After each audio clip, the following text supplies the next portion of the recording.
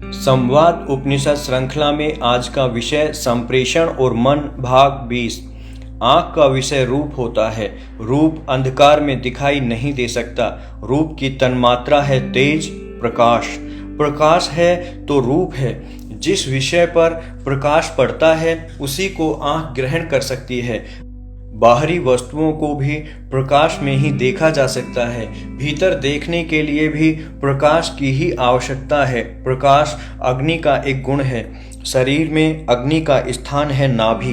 योग शास्त्र में इसे मणिपुर चक्र के नाम से जाना जाता है। इसका कार्य है बाहरी ऊर्जाओं को ग्रहण करना, उन्हें विभाजित करना और शरीर में प्रसारित करना।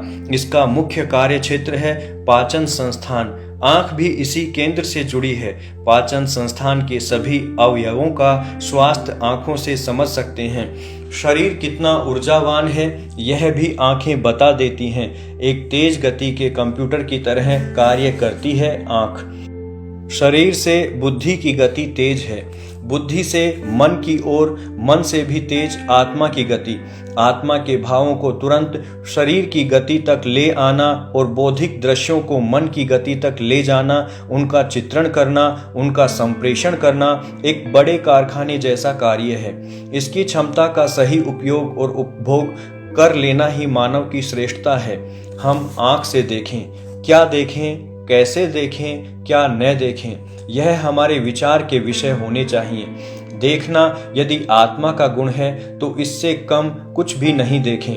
हम शरीर को देखें, श्वास को देखें, प्राणों की हलचल देखें, अपने मनोभाव देखें। आँखों का यही मूल प्रयोजन है ताकि हम स्वयं को देख सकें, आत्मिक धरातल पर आनंद के साथ जी सकें। जहाँ देखें, जिसको देखें, बस वही दिखता रहे। उसके बाद किसी अन्य को देखने की आवश्यकता ही नहीं रह जाए। यही आँख का पर्याय है। रूप, ऐसा रूप जो एक बार आँख में बस जाए तो सभी एक रूप हो जाएं, क्योंकि व्यक्ति अनेक धरातलों पर जीता है। अतः रोग भी हर धरातल पर अलग अलग स्वरूपों में प्रकट होते हैं, एक धरातल से दूसरे में आते रहते हैं। शरीर, मन, बुद्धि और आत्मा के अपने अपने रोग हैं, अपने अपने कारण हैं, लेकिन सभी रोग शरीर के माध्यम से ही प्रस्फुटित होते हैं, परिलक्षित होते हैं।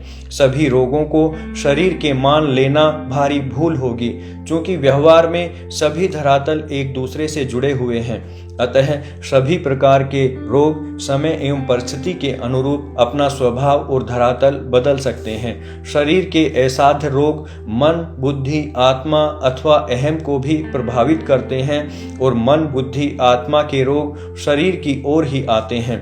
भय अनेक रोगों को जन्म देता है। अनेक रोगों में भय से स्थिति अधिक बिगड़ जाती है। भय शरीर को नहीं होता, वह तो मन का गुण है।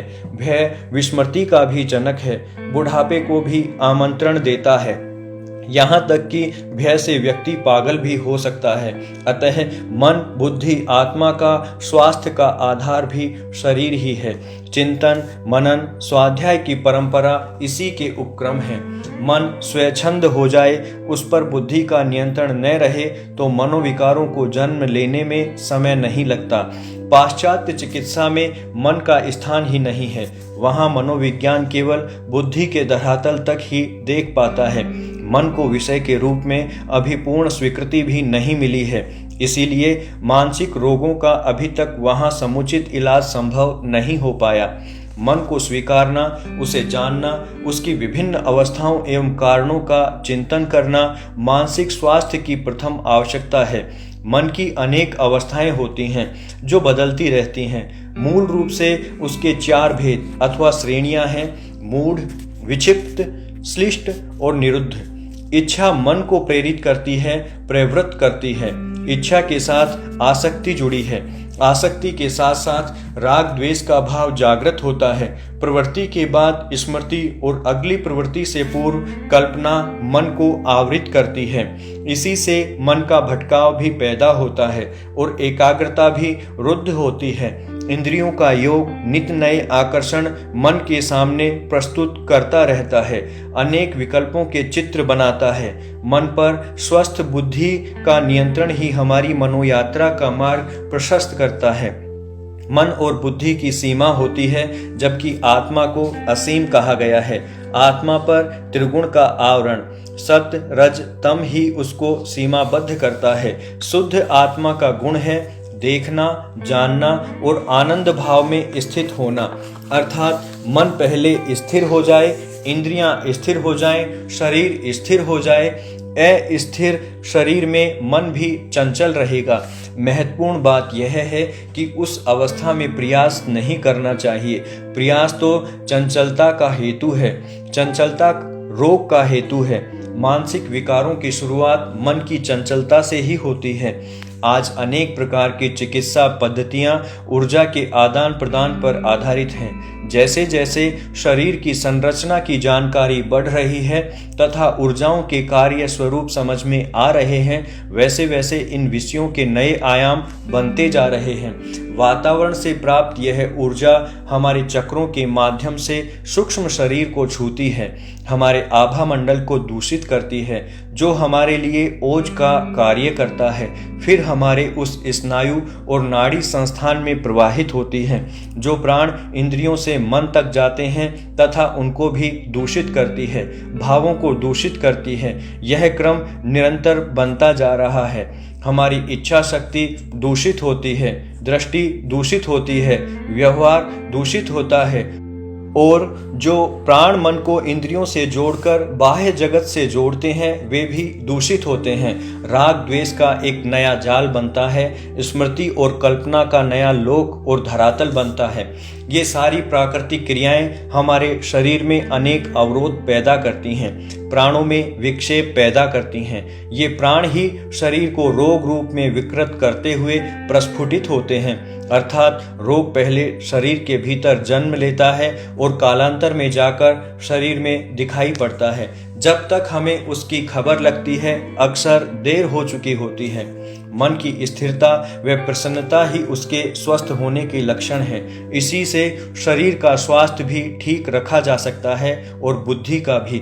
बुद्धि को तो हित अहित और अच्छे बुरे का विचार करना ही है, पर मन के आवेश, आवेग और अहंकार जैसे दोष बुद्धि को असंतुलित कर देते हैं। स्वार्थ भी मन में संकुचन पैदा करता है।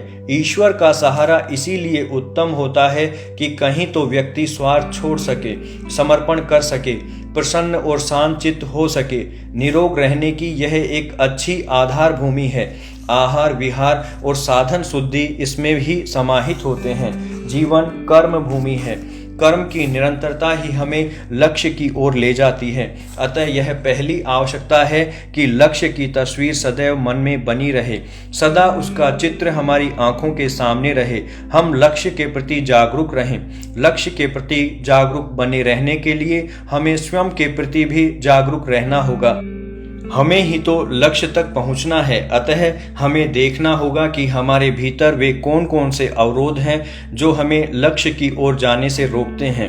हमारा स्वभाव, हमारे विचार, विकृतियां, व्यसन, वासनाएं तथा हमारे चारों ओर का वातावरण, इन सब के प्रति जागरूक होते ही हम अपने लक्ष्य के प्रति जागरूक हो जाएंगे। एक एक करके इनका आकलन किया जाए, एक एक करके इनका परिष्कार करने का प्रयास किया जाए। अपेक्षा हो तो अनुभवी लोगों से मार्गदर्शन भी लिया जाए। प्रायः इन विषयों की ओर हमारी अचानक गति नहीं बन पाती है। स्वयं के बारे में बहुत कम लोग विचार कर पाते हैं। सामान्यतः लोग यह भी नहीं जानते कि कहाँ से शुरू करें, स्वयं को कैसे जानें। मन का संयम भी उतना ही अनिवार्य है। इसके द्वारा विचारों की चंचलता को समझा जा सकता है। एकाग्रता भी इसके बिना संभव नहीं है। एकाग्रता के बिना किसी भी विषय पर गहराई से चिंतन संभव नहीं है। चिंतन भी इतनी तन्मयता के साथ होना आवश्यक है कि आप मन के भाव तक पहुंच सकें, अपने मन पर चढ़े आवरणों को देख सकें, उनको हटाने का मार्ग ढूंढ सकें और अभ्यास की निरंतरता बना सकें। इस निरंतरता के लिए ही एकमात्र पहली आवश्यकता है जागरूकता। सुप्तावस्था में गति संभव नहीं है। जागरूकता से हम आज अपने संकल्प को दोहराएंगे, दोहराते रहेंगे। यही स्मृति आपकी कल्पना में जागृत रहेगी और भावी जीवन में वांछित परिवर्तन लाएगी। इसीलिए कहते हैं जागते रहो। वेद वाक्य है, उत्तिष्ठत जाग्रत प्राप्य वरान्नि बोधत।